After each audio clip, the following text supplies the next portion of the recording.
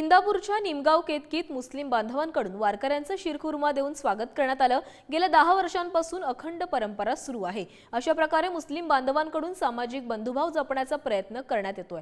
पाहूया। आम्ही साधारणतः आमच्या इंदापूर तालुका मुस्लिम चॅरिटेबल ट्रस्ट युवक संघटना आणि इंदापूर तालुक्यातला आमचा सर्वच मुस्लिम बांधव हे सगळे मिळून हा शिरखुर्म्याचा कार्यक्रम आयोजित करतो आणि जगद्गुरू संत श्रेष्ठ तुकाराम महाराज यांच्या पालखीनिमित्त प्रतिवर्षी हा कार्यक्रम आमच्या मार्फत साजरा केला जातो। आज हे 10वं वर्ष आहे।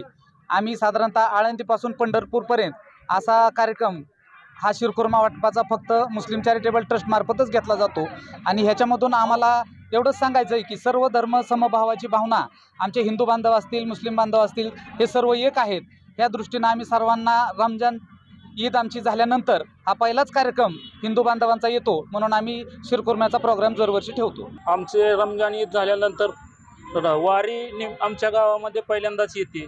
वारी आल्यानंतर आम्हाला असं समाधान भेटतं की इतकी लोक येतात, सगळेजण आल्यानंतर नाही का एकत्र आल्यासारखं वाटतं आणि शिरखुर्मा दिल्यानंतर त्यांचंही गोडतोंड होतं। याच्यामुळे आम्हाला भरपूर आनंद भेटतो। कमीत कमी 5-10 वर्ष झाली इथं आवर्जून पुढे येतो। इथं मुस्लिमाचा पण मराठ्याचा काही संबंध नाही। हे आले की वाटप करते की सगळ्याला मिळून मिसळून कुठलं इथं जाती धर्माचा काय वाद नाही, काय नाही। आम्ही सो आवडीने इथं येतो आणि सगळ्यात धर्म जात पात ह्यात काही स्वाद येऊपासून आळंदीपासून आम्हाला पहिल्यांदा येते शिरखुर्मा।